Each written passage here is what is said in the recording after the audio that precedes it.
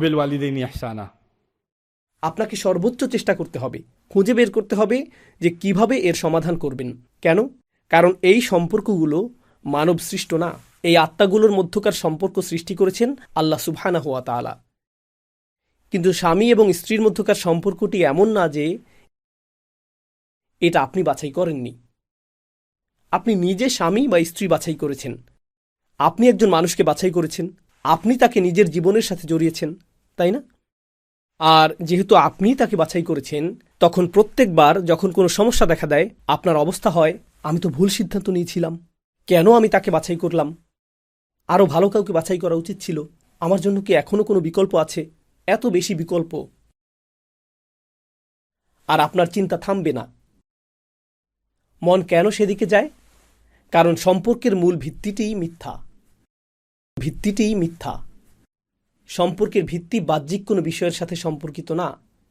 একটি সম্পর্কের ভিত্তি হল আপনি সেই ব্যক্তির মাঝে প্রশান্তি এবং স্বস্তি খুঁজে পাচ্ছেন কিনা। আর আপনি যদি এখনও তা না পেয়ে থাকেন, তাহলে আপনাকে সেই মানুষটির ভেতরে সেটা তৈরি করতে হবে। কারণ সৌন্দর্য ম্লান হয়ে যাবে, বন্ধুত্ব দুর্বল হয়ে যাবে, দায়িত্বের বোঝা এসে পড়বে, আগের মতো আর সময় দিতে পারবেন না। কেউ বলে, তোমাকে বিয়ে করার আগে তোমাকে আমার অনেক ভালো লাগতো। অনেকে এরকম বলে। বুঝতে পারছি না বিয়ের পর কী ঘটে গেল। কিন্তু আপনি যদি সেই মানুষকে বিয়ে না করতেন, সেক্ষেত্রে আপনার কাছে থেকে তার কিছু পাওনাও থাকতো না। তো আপনি হয়তো একসময় তার সাথে কথা বলেছেন স্বস্তি পাওয়ার জন্য, তার সাথে কথা বলে আপনি আনন্দিত বোধ করেছেন। কিন্তু তখন আপনাকে বিল পরিশোধ অথবা পারিবারিক দায়িত্বাদি ইত্যাদি নিয়ে চিন্তা করা লাগেনি। অথবা আপনার মা কিছু বলেছেন বা অন্য কেউ কিছু বলেছে, এর কোনোটাই তখন ছিল না। ধরুন আপনি আপনার বাগদত্তার সাথে হালাল পদ্ধতিতে কথা বলছেন, আর তার মা চলে আসলো। তখন আপনি বললেন, ঠিক আছে, আমি তোমার সাথে পরে কথা বলবো, ঠিক আছে, সমস্যা নেই। কিন্তু যখন বিয়ে করে ফেলেন, তোমার মা কি বলেছে?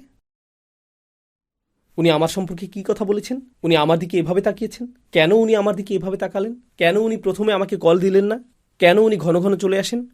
হঠাৎ করে এই সমস্যাটি সৃষ্টি হলো। আমি আপনাদের আলোচনা করছি না। আপনাদের অনেকেই রয়েছে এমন যে আপনি যেই মেয়েকে বিয়ে করতে চান তার সাথে কথা বলছেন, আপনি এটাকে হালাল বলছেন, কিন্তু ঘন্টার পর ঘন্টা কথা বলছেন, এরপর অনুভব করছেন সে আমার জন্য পারফেক্ট। ঠিক আছে, জানেন কেন সে এখন আপনার জন্য পারফেক্ট? কারণ এখন শুধু সে আর আপনি। এই সম্পর্কের মাঝে অন্য কেউ নেই। এই সম্পর্কের মাঝে অন্য কেউ নেই। যেই মুহূর্তে আপনি বিয়ে করেন, জানেন তখন আমরা কি ভুল করি? যখন আমরা তরুণ তরুণীকে বিয়ে দেই, কে তাদের মাঝে আসে? এখন এই সম্পর্কটি আর স্বামী স্ত্রীর মাঝে সীমাবদ্ধ না। জানেন সম্পর্কটিতে কে থাকে? স্বামীর মা আর স্ত্রীর মা, স্বামীর বাবা, স্ত্রীর বাবা, ভাই বোন, চাচাতো ভাই, খালাতো ভাই। কেন তুমি তাদেরকে ঈদ উপহার দিয়েছো? আমার চাচাতো বোনকে তো কিছুই দাওনি। তুমি তাদের বাড়িতে গিয়েছো, অমুকের বাড়িতে তো যাওনি। অন্য সকলেই রয়েছে, কেবল তারা ছাড়া। আর তারা চিন্তা করে আমরা তো বিয়ের আগেই ভালো ছিলাম। জানেন এটা কেন? কারণ পশ্চিমা সমাজের দৃষ্টিকোণ থেকে আপনি যখন বিবাহিত ছিলেন না, সেটি ছিল আপনাদের দুজনের নিজস্ব বিষয়। আর যখন আপনি বিয়ে করলেন, আপনি এটাকে অন্য সকলের বিষয়ে পরিণত করলেন। আর এই ধর্ম আমাদের কি শেখায়? মৌলিকভাবে বিয়ে কার সাথে জড়িত?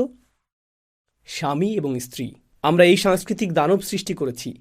আমরা এখন বৈবাহিক সম্পর্কটিকে এমনভাবে নির্ধারণ করেছি, সংখ্যালঘু মুসলিম সম্প্রদায়গুলোতে এবং সারা পৃথিবী জুড়েই আমরা বৈবাহিক সম্পর্কটিকে এমনভাবে নিরূপণ করেছি যার ফলাফল শোচনীয় হতে বাধ্য। কারণ আমরা অন্য সকলকে হস্তক্ষেপের সুযোগ প্রদান করি। তরুণ তরুণীদের মনোভাব এভাবেই তৈরি হয়ে আছে। তারা এই মনোভাব নিয়েই বৈবাহিক জীবনে প্রবেশ করে যে তারা একটা প্রতিযোগিতায় অংশ নিতে যাচ্ছে। তারা প্রত্যেকটি বিষয়ের দিকে নজর দিবে এবং বলবে, তুমি তোমার বাবা মায়ের জন্য কি করেছো? সেটা কি আমার বাবা মায়ের জন্য করেছো? তুমি তোমার ভাই বোনের জন্য কি করেছো? তুমি তাদেরকে এটা কেন দিয়েছো? তুমি ওদেরকে এটা কেন দাওনি? কেন তুমি এটা বলেছো? কেন তুমি সেটা বললে না? কেন তুমি তাকে কল করেছো? তুমি কি তাদেরকে ঈদ মোবারক বলনি? ও মাই গড! আপনি প্রত্যাশার একটি বড় তালিকা তৈরি করে ফেলেছেন। কারণ আপনি স্কোর গণনায় ব্যস্ত, এক পক্ষ অথবা অন্য পক্ষ। এখানে আপনি প্রশান্তি পাবেন না। এখানে আপনি শুধু স্কোর কার্ড পাবেন। আপনারা তো জানেন কিভাবে সেই দুটি গোত্র একে অপরের সাথে যুদ্ধে লিপ্ত ছিল। তারা মনে রাখত যে সে অমুককে হত্যা করেছে আর ও অমুককে হত্যা করেছে। তাদের অবস্থা বনু বকর এবং খুজার মতো হয়ে গেল, যারা স্কোর গণনায় ব্যস্ত। তোমার মনে আছে গত ঈদে তুমি অমুক অমুককে এটা এটা বলেছিলে, আর তুমি এমনকি এটা এটা করনি। আর অনেক শিশুই নিজ পরিবারে সারাদিন ধরে এই ধরনের অর্থহীন তর্ক শুনতে শুনতে বেড়ে উঠতে থাকে। এটাই তারা শুনে থাকে। সরল এই হাদিসটিতে রাসূল সাল্লাল্লাহু আলাইহি ওয়াসাল্লাম তাঁবুতে প্রবেশ করলেন এবং উম্মে সালামার সাথে কথা বলা শুরু করলেন। তিনি বললেন, তারা এমনটা করেছে। তিনি নাজুক অবস্থার মাঝে ছিলেন, তিনি দুর্বল অবস্থার মাঝে ছিলেন, তিনি উদ্বিগ্নতা, দুশ্চিন্তা এবং বিষণ্ণতার মাঝে ছিলেন। এটা আপনার নিজেকে নির্ভুল প্রমাণ করার সময় না। এটা এই কথা বলার সময় না যে আমি কি তোমাকে আগেই বলিনি। এটা এই চিন্তা করার সময় না যে এখন আমি ওকে দুর্বল অবস্থায় পেয়েছি, এটাই প্রতিশোধ নেওয়ার উপযুক্ত সময়। এটা সেই সময় না। উম্মে সালামা বললেন, ইয়া নবী আল্লাহ, হে আল্লাহর নবী। তিনি তার নাম ধরেও ডাকলেন না, তার তো সম্বোধন করারও প্রয়োজন ছিল না, শুধু মূল কথাটাই বলতে পারতেন। কিন্তু তিনি তাকে আল্লাহর নবী বলে সম্বোধন করলেন, যেন স্মরণ করিয়ে দিচ্ছেন, ভুলে যাবেন না আপনি আল্লাহর নবী। তারা আপনার কথা শুনুক আর না শুনুক, তারা বিশ্বাস করে যে আপনি আল্লাহর নবী, আর আমিও বিশ্বাস করি যে আপনি আল্লাহর নবী। তো এই ব্যাপারে আপনার আত্মবিশ্বাসকে নড়বড়ে হতে দিবেন না। আতুহিব্বু যালিক, আপনি কি আশা করেন তারা আপনার কথা শুনবে? তো তিনি বললেন, উখরুজ, বাইরে যান। ثم لا تكلم أحدا منهم كلمة। তিনি বললেন, তাদের কারো সাথে কথা বলবেন না। কখনো কখনো শব্দহীনতা শব্দের চেয়েও বেশি কাজ করে। আপনি তাদেরকে 3 বার আদেশ করেছেন। মনোবিজ্ঞানের ছাত্র হিসেবে আমি এই বিষয়টাকে মনোবিজ্ঞানের দৃষ্টিকোণ থেকে দেখেছি। যখন আপনি কোনো আদেশ প্রদান করেন, বিশেষত আপনাদের কারো টিনএজ সন্তান রয়েছে, ইন্না লিল্লাহি ওয়া ইন্না ইলাইহি রাজিউন, যখন আপনি আপনার টিনএজ সন্তানকে বলেন, করিম এদিকে আসো, করিম করিম করিম, আর সে দরজা দিয়ে বেরিয়ে গেল, আপনি ডেকেই যাচ্ছেন কিন্তু সে গ্রাহ্য করল না, আপনার প্রতি তার মনোযোগ নেই, সে দরজা দিয়ে বেরিয়ে গেল। আর যখন সে ঘরে ফিরল, করিম তখন তুমি কথা শুনলে না কেন? প্রথমে 12 বার আপনি যখন ডেকেছিলেন সে বেরিয়ে গিয়েছিল, কিভাবে ভাবলেন যে এখন এটা কাজ করবে? কিন্তু জানেন এই মুহূর্তে কোন জিনিসটা কাজ করতে পারে? নীরবতা। সে ঘরে প্রবেশ করল, কোনো মনোযোগ পেল না। সে বলল, আসসালামু আলাইকুম। অন্যদিকে ফিরে বললেন, ওয়ালাইকুম আসসালাম, নিচু স্বরে। কখনো নিচু স্বরে ভীতিকর স্বর। সাধারণত আপনি বলেন, তুমি কি ক্ষুধার্ত? কিছু খেয়েছ? কোথায় গিয়েছিলে? এখন কোনো প্রশ্ন না। রান্নাঘরে সে আপনার পাশেই দাঁড়িয়ে আছে, আর তার অবস্থা, কোনো খাবার আছে? আর আপনি প্রশ্নটি উপেক্ষা করলেন। আর এর পরিবর্তে আপনি জাইনাবের সাথে কথা বলছেন, জাইনাব এদিকে আসো। আর আকস্মিকভাবেই কারিমের অবস্থা,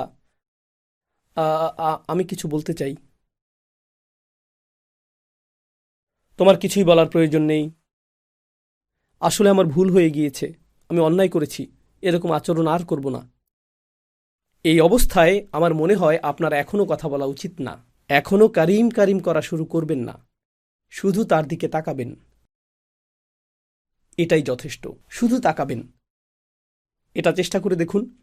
সে ভিতরে ভিতরে গলে যেতে শুরু করবে, তার অঙ্গ প্রত্যঙ্গগুলো একে অপরের সাথে লেগে যেতে শুরু করবে।